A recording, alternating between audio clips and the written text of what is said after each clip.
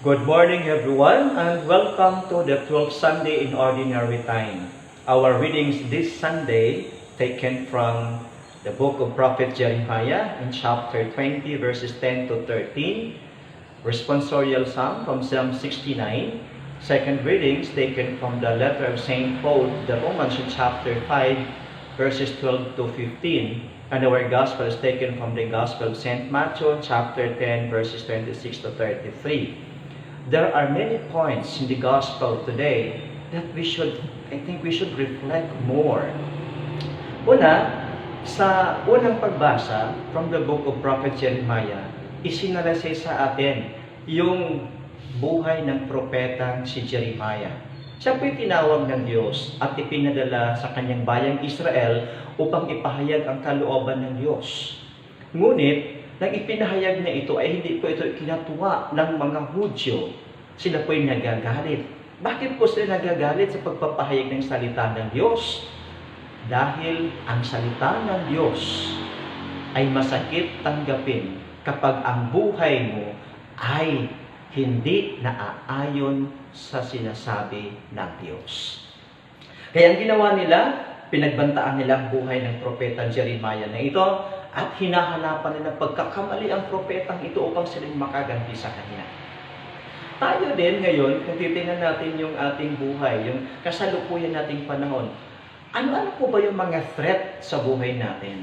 Ano-ano po ba yung mga threats? Dami-dami natin titingnan mga threats ngayon. Yung pagbabanta sa buhay natin. Una, meron tayong tinatawag na environmental threats. Laging may bagyo, may lindol, may climate change, may climate emergency.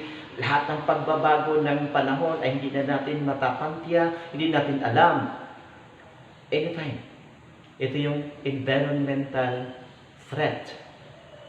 Meron din tayong tinatawag na economic threat. Lalo na sa panahon ng pandemyang ito, ang milyon-milyon nating mga kababayang mga Pilipino ay mawawalan ng trabaho. Tanggalan ng trabaho ang mga kumpanya. Maraming mga nagugutom, maraming pamilyang nagugutom, maraming nang mamalimos, maraming nang hihingi ng tulong dahil nawawalan ng trabaho. Ito yung economic threat na dala ng pandemic COVID-19 na ito. Meron din tayong tinatawag na political threat. Ngayon, merong controversial law, yung revision of the Human Security Act of 2007, ngayong 2020, version 2020, na there are provisions in this law na will endanger our civil liberties. Pagkatapos, meron pa tayong dami-daming mga threats. Merong personal threats, may nagbabanta sa buhay mo. Kapag magsasalita ka ng tama, may nagbabanta sa'yo, may magagalit sa'yo. Kapag magsasalita o tutulong ka sa ibang tao, may magagalit sa'yo. There are a lot of threats that we are facing at this time. But ang napakaganda sa mensahe ng Panginoon kay Propeta Jeremiah, sinasabi ni Propeta Jeremiah, sa kabila ng lahat ng mga pagbabantang ito, kasama ko ang Diyos. Take note, kasama ko ang Diyos. Kapag kasama mo ang Diyos, meron ka palang takbuhan. Kapag kasama mo ang Diyos, meron kang sandalan. Kapag kasama mo ang Diyos, meron kang tagapagtanggol. Kaya, mga kapatid, tandaan po natin, sa mga pagbabanta sa buhay, sa mga banta ng ating lipunan, may kasama po tayo na Diyos. And our God is greater than the threats that we are facing in our current time. Sa pangalawa namang pagbasa, titingnan natin, sabi ni San Pablo, pumasok sa mundo ang kasalanan dahil sa isang tao, si Adan. At dahil sa kasalanan ito, ang lahat ng tao ay nagkasala. At dahil nagkasala ang lahat ng tao, titingnan po natin, ano po ba yung epekto ng kasalanan? Unang epekto ng kasalanan ay takot. Fear. Kaya, if we remember, kung maalala natin si Adan at si Eva, magkasala sila sa Diyos, sila pa ay nagtatago. Sila po ngayon ay nagtatago sa Diyos. Ayaw po nilang makita sila ng Panginoon. Bakit? Ang unang dulot ng kasalanan ay ang pagkatago. Tulad din sa atin, di ba? Kapag tayo nagkagawa ng kasalanan, kapag tayo ay nakapanira ng puri ng ibang tao, Kapag tayo ay nakapagnakaw, kapag tayo ay mayroong illicit relationship, takot tayong mahuli. As much as possible, we hide these things. We hide ourselves from people. Pagkatapos titignan natin na ang pagkalang epekto nitong kasalanan na nakapasok sa mundo ay ito yung we empower ourselves to do bad things to people. Then sinasabi natin na kapag ang kasalanan nakapasok sa mundong ito, we empower ourselves to do evil things to other people. Kaya merong siraan ng puri, merong nakawan, merong patayan, at ano-ano pa mang mga masasamang nangyayari sa ating lipunan ngayon. Pangatlo, ito yung the end of sin. Yung the end result of everything when sin enters into the world, kamatayan, pagkawalay natin sa Diyos. We lost the grace of God, and sin separates us from God. Ngunit ang magandang balita ayon kay St. Paul, sabi ni St. Paul sa kanyang sa pagbasa ngayon, sa pangalawang pagbasa, that where sin abounds, the grace of God abounds the more through Jesus Christ. Kaya po mga kapatid, ito po pala yung good news. Kung nakapasok man sa mundo ang kasalanan, marami mang taong pinagharian ng kasalanan, maraming mga kasamaan na nangyayari sa ating lipunan ngayon, the grace of God is greater than the sins. Remember always, the grace of God abounds the more. Where sin abounds, the grace of God abounds the more. Ibig pong sabihin, the grace of God is greater than our sins. The grace of God ay kayang talunin ang kasalanan. Kayang talunin ang epekto ng kasalanan na narito sa atin. Kaya po, kahit ngayon, kahit man maraming kasamaan, marami pa rin taong mababait.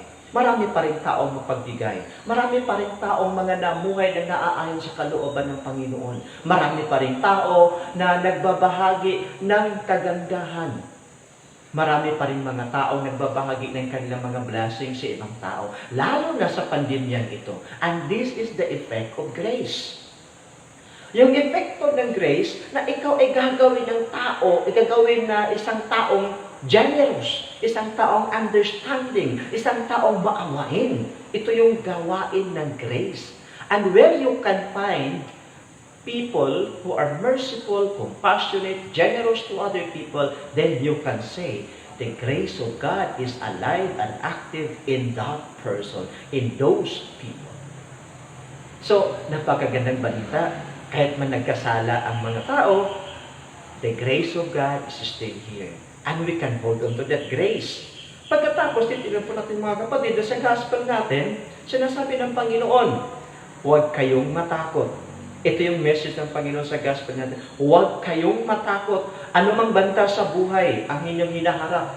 Ano mang kasalukuyang mga hinaharap niyo, ano mang mga problema niyo sa buhay, huwag kayong matakot. Ito yung sabi ng Panginoon.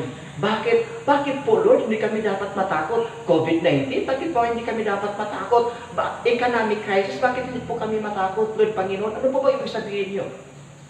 Sabi ni Lord, alam niyo, mas mahalaga pa kayo kaysa mga maya.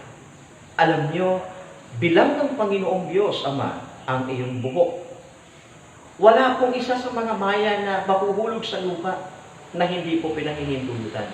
Ibig po pala sabihin ng Panginoon sa atin ngayon sa gospel na ito, trust in God because our God cares, our God loves, our God is concerned about our well-being. Wala pong pangyayari sa mundong hindi pinahihintulutan ng Panginoon.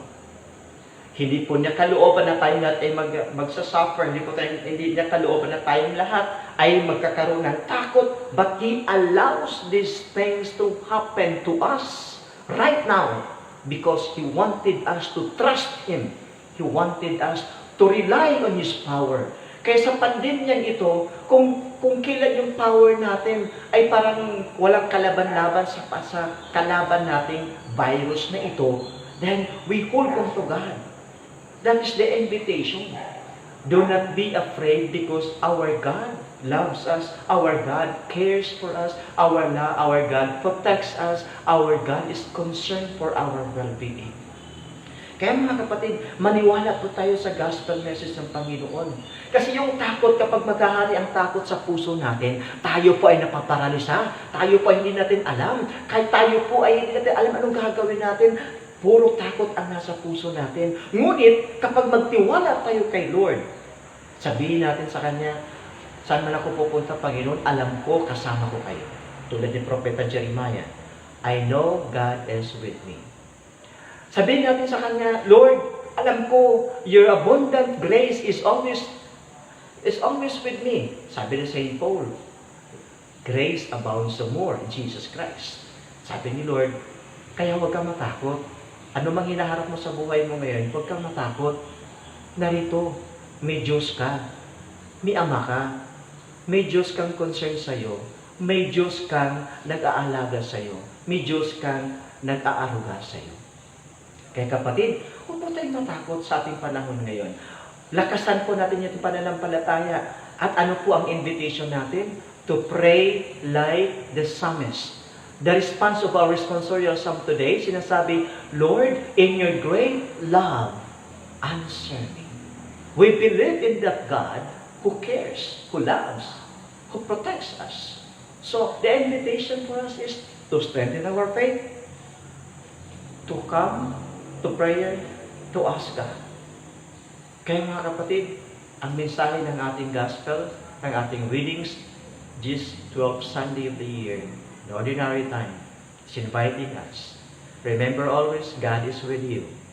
Whatever situations you are facing now, God is with you.